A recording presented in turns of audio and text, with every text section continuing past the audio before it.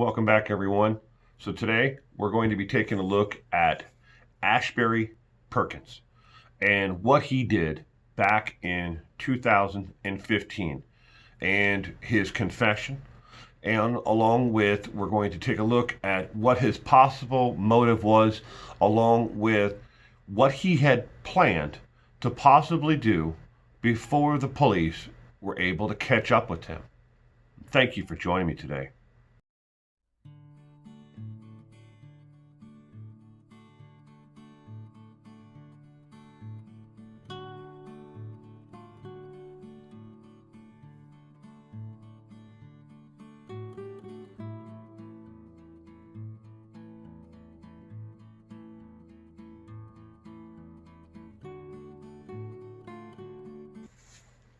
When Ashbury Perkins is tried for first-degree murder of his ex-wife Cynthia Best, a jury will be allowed to hear what he told police on November 3rd, 2015, after his arrest a judge has recently ordered. The ruling comes nearly a year after Perkins, 62, was in court telling the Indiana River County Circuit Judge Dan Vaughn he was too drunk to know what he was saying when he was taken into custody after Bess, 63, was found shot dead in the laundry room of their Vero Beach home. Her murder was discovered after her father, William Bess, called the sheriff's office asking for the deputies to check on her whereabouts and how she was doing. In the 2100 block of Sea Cape Drive along State Road A1A in southern Indiana River County. She had been shot 3 times, records show. Bess and Perkins, who were married in 1992 and divorced in 2009, according to court records, had a long history of domestic violence, which included at least one restraining order against Perkins. Perkins has pled not guilty. Records show that he represented himself in his own defense and as attorney at the West Palm Beach Defense Magistrate's hearing back in 2015. During a December 16th hearing, Masters argued Perkins, when he talked to deputies back in November 3rd of 2015 in custody interview, was too inebriated to properly waive his Miranda rights to remain silent. When police entered Beth's home, which she shared with Perkins on and off again, Masters said police found him drunk and disheveled, wearing only boxer shorts. Perkins was clearly intoxicated and slurring and slow to respond, his new attorney has argued. All these things you'd expect from a severely intoxicated person, Masters told District Court Judge Vaughn. When deputies read Perkins his Miranda rights, and he waived them at the jail, she said his response was pretty much incoherent. Audio and video shows him not really lifting his head and was completely disheveled and not making much sense. And when Perkins made a brief but failed attempt to escape custody by leaving the interrogation room when deputies went to go get him water, it showed he wasn't sober enough to be thinking straight, she said. He was found in a nearby conference room trying to find a way to remove the ceiling tiles in that room. Assistant State Attorney Chris Taylor in the court rejected the idea Perkins was so incoherent with investigators that his statement should be tossed. He may have been inebriated, Taylor said, but he still knew what he was doing. Indiana River County Sheriff Sergeant Ross Partey, who testified for the state, said the night of his arrest, Perkins appeared polite, he was not argumentative, and talked rationally. Matter of fact, we joked about baseball and other events quite clearly. He made complete sense to me. End quote.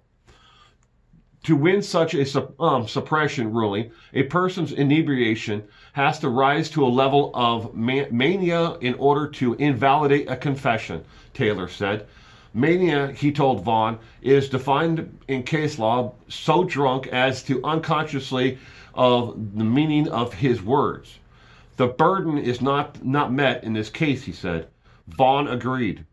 He ruled November 17th that Perkins was in police custody was properly read his Miranda rights, voluntarily, freely, and knowingly waived those rights, then signed a statement waiving his rights before giving a statement to police.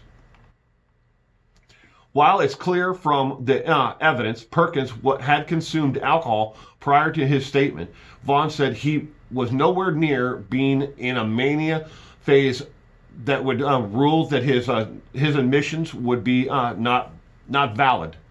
When deputies first encountered Perkins at Beth's home during a welfare check, he said that she was away visiting relatives in New Jersey. Arrest reports show. After deputies quickly confirmed that wasn't the case, they kicked in the front door and found Beth's body on the floor of the laundry room with bullet wounds. Her hands were tied with garbage bags and her body was wrapped in a rug. In the bedrooms, deputies found blood on a bed, a .38 caliber pistol, and another pistol that is believed to be a .38 or .45 caliber pistol. Deputies said the body appeared to have been there for some days.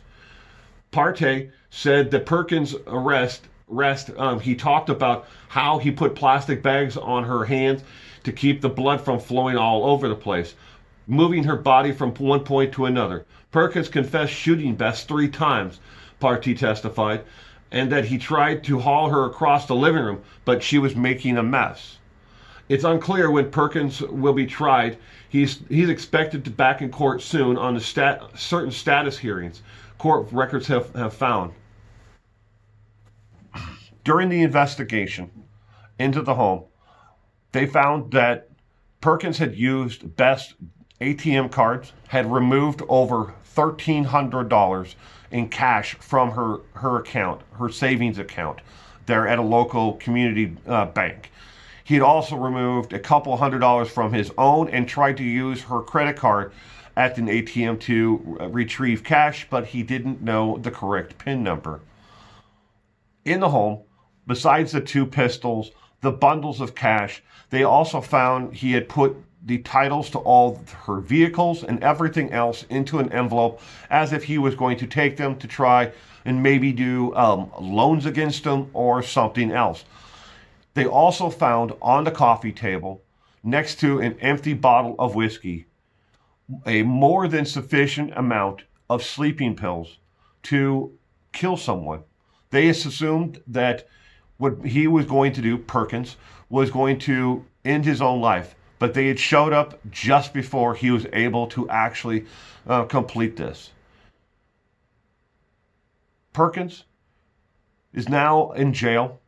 He is now being held without bond, and he'll be awaiting the next phase of his actual court case, which is to determine his mental status to go forward from here.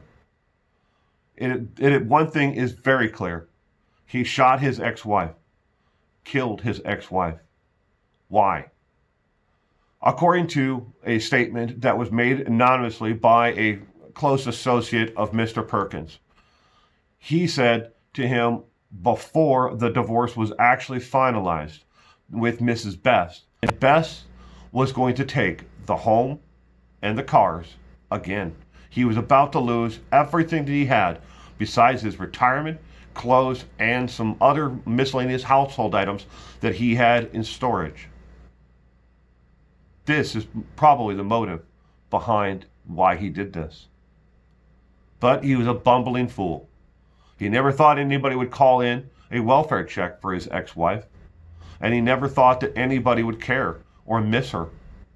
And it was very clear from the fact that he had lined the trunk of his car with plastic, and he had planned on moving her out of the home, but she weighed too much for him to pick up, and it was too hard to drag her across the living room. So now he's going to stand trial for the murder of his ex-wife. The defense is going to put up an argument and try to block the death penalty in this case, but the DA has been kind of mute on if he will seek the death penalty in his case. But it's clear of one thing, at the very least, he will seek life in prison without the possibility of parole. Thank you for joining me today, and you stay safe.